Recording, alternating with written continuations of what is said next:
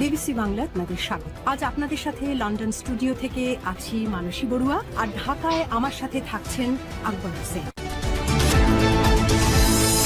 বাংলাদেশের সর্বশেষ গুরুত্বপূর্ণ আপডেট সংবাদে আপনাকে স্বাগত। শুরুতেই সংবাদ শিরোনাম, পরে বিস্তারিত। প্রথমে জানাবো, ব্যবসা করতে হলে 50% চাঁদা দিতে হবে, বিএনপিকে থানায় অভিযোগ। ইউনাইটেড চট্টগ্রাম পাওয়ার লিমিটেড বা ইউসিপিএল এর এক ঠিকাদারি প্রতিষ্ঠানের কাছে চাঁদা না পেয়ে পুলিশের উপস্থিতিতেই ঠিকাদারের লোকজনের উপর হামলা করে তাদেরকে পিটিয়ে গুরুতর জখম করেছে বিএনপির যুবদল নেতা আলী হোসেন।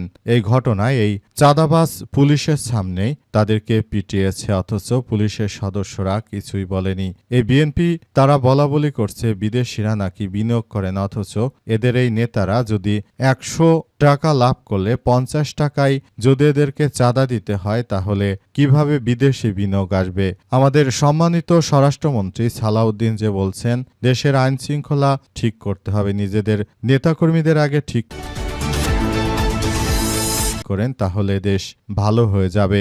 এরপর জানাবো, ছাত্রদল নেতার বিরুদ্ধে অন্তঃসত্ত্বা নারীকে ধর্ষণ চেষ্টার অভিযোগ, মামলা তুলে না নিলে পেট্রোল বোমা মেরে ঘর পোড়ানোর হুমকি।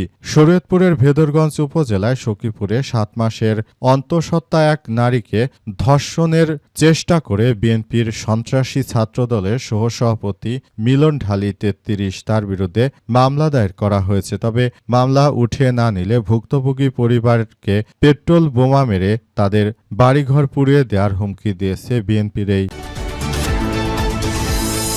সন্ত্রাসী।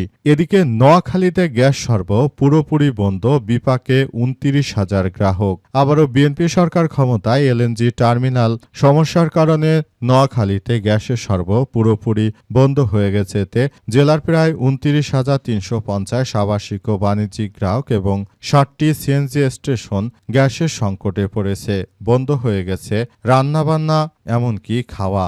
অবস্থায় সবাই বিএনপিকে ভোট দিয়ে আফসোস করছে। প্রিয় দর্শক, আপনিও কি আফসোস করছেন এই দলটিকে ভোট দিয়ে, নাকি সেটি আমাদেরকে কমেন্ট করে জানিয়ে দিতে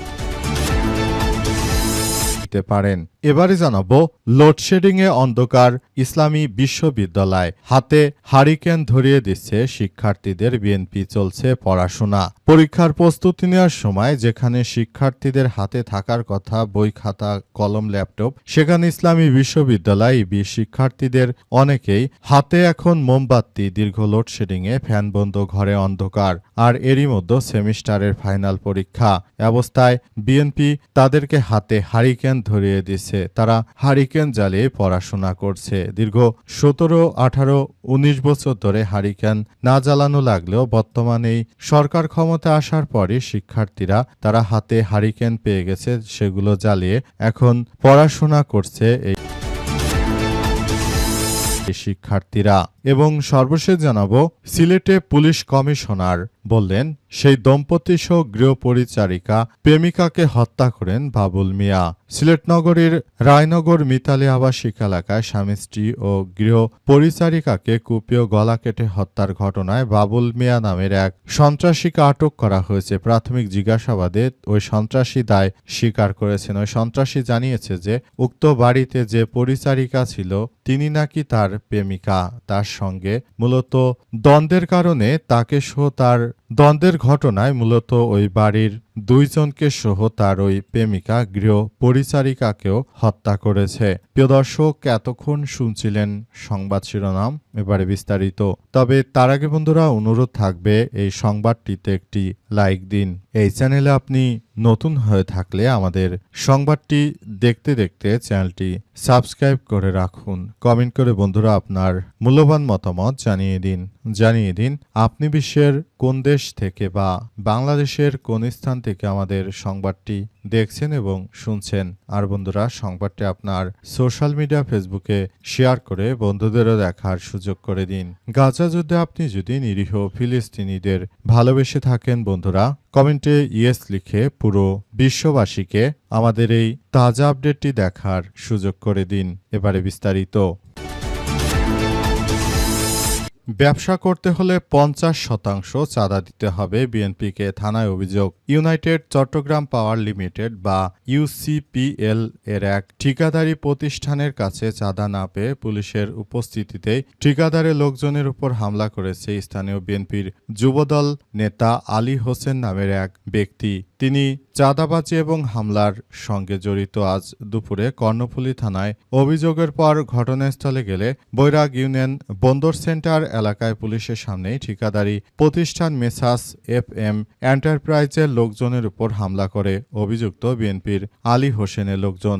এতে গুরুতর আহত হয়েছে ঠিকাদারি প্রতিষ্ঠানের প্রকৌশলী শাহরিয়ার আমির এবং প্রতিষ্ঠানের স্বত্বাধিকারী মোহাম্মদ দেলোয়ার হোসেনের। সময় ঠিকাদারি প্রতিষ্ঠানের পার্টনার স্থানীয় সাংবাদিক জিন্নাত আয়ুব ও হামলার শিকার হয়েছেন। ঠিকাদারি প্রতিষ্ঠানের প্রকৌশলী শাহরিয়ার আমির বলেন, স্থানীয় যুবদল নেতা পরিচয় আলী হোসেন দীর্ঘদিন ধরে চাঁদা দাবি করে আসছিল। কয়েকবার লোকজন নিয়ে এসেছে। এতে ব্যবসা করতে হলে তাদেরকে ৫০% চাঁদা দিতে হবে। তার মানে আপনারা বুঝুন যে কত বড় চাঁদাবাজ এই বিএনপির তারেকের বাহিনী, যে ১০০ টাকা ইনকাম হলে তারেকের এই বাহিনীকে ৫০ টাকা চাঁদা দিতে হবে। উক্ত যে ব্যক্তির ছবিটি আপনারা সংবাদটিতে দেখতে পাচ্ছেন, এই কুখ্যাত সন্ত্রাসী অভিযুক্ত আলী হোসেন। অথচ এদের ব্যাপারে বিএনপির চুপচাপ। আবার তারা বড় গলায় বলাবলি করছে, স্বরাষ্ট্রমন্ত্রী সালাউদ্দিন সহ সবাই বলাবলি করছে যে বাংলাদেশের আইন শৃঙ্খলা পরিস্থিতি ঠিক না হলে নাকি বিদেশি বিনিয়োগ আসবে না। তাহলে বিদেশি বিনিয়োগটা আসবে কি করে? মানে তাদের দলের লোকজনকে তারা চাঁদাবাজি করতে সুযোগ দেবে, আবার তারা বলে বেড়াবে যে বিদেশি বিনিয়োগ আসবে না। এই দিন দেখার জন্যই কি সেদিন জুলাই গণ অভ্যুত্থান হয়েছিল? এর থেকে তো আওয়ামী লীগ সরকার হাজার গুণ ভালো ছিল। এই সরকার আসার পর এমন চাঁদাবাজিতে অতিষ্ঠ হয়ে পড়েছে সারা বাংলাদেশের লোকজন। সারা দেশে খুন খারাপি, চাঁদাবাজি, বিদ্যুৎ দিতে পারে না, গ্যাস দিতে পারে না, এমন সরকারকে কিন্তু কেউই ক্ষমতায় চায়নি। অথচ জোর করে ক্ষমতায় বসে তারা দেশটা লুটপাট করে খাওয়ার চক্রান্ত চালাচ্ছে। ছাত্রদল নেতার বিরুদ্ধে অন্তঃসত্ত্বাকে ধর্ষণের চেষ্টার অভিযোগ, মামলা তুলে না নিলে ঘর পোড়ানোর হুমকি। এবার শরীয়তপুরের ভেদরগঞ্জে বিএনপির আরেক সন্ত্রাসী সখীপুরে উপজেলা সখীপুরে ৭ মাসের অন্তঃসত্ত্বা এক নারীকে ধর্ষণ চেষ্টার অভিযোগে চর কুমারিয়া ইউনিয়ন বিএনপির ছাত্রদলের সন্ত্রাসী সহসভাপতি মিলন ঢালি ৩৩-এর বিরুদ্ধে মামলা দায়ের করা হয়েছে। তবে মামলা করার পর থেকে সেই ভুক্তভোগী পরিবারকে হত্যা এবং পেট্রোল বোমা মেরে তার বাড়িঘর উড়িয়ে দেওয়ার হুমকি দেওয়া হচ্ছে। এই ঘটনায় চরম নিরাপত্তাহীনতায় ভুগছে পরিবারটি। অভিযুক্ত মিলন ঢালি চর কুমারিয়া ইউনিয়নের ঢালিকান্দি এলাকার আক্কাস ঢালির ছেলে। এই ঘটনায় মিলন ঢালি এবং আনোয়ার ঢালি ৩৬ নামের দুইজনকে আসামি করে ৯ আগস্ট সখীপুর থানায় ধর্ষণ চেষ্টার মামলা করে ভুক্তভোগীর মা। পুলিশ স্থানীয় সূত্র থেকে জানা গেছে, ৫ আগস্ট দুপুরে ঢালিকান্দি এলাকায় বাবার বাড়িতে অবস্থান করছিলেন ২৩ বছর বয়সী ৭ মাসের অন্তঃসত্ত্বা।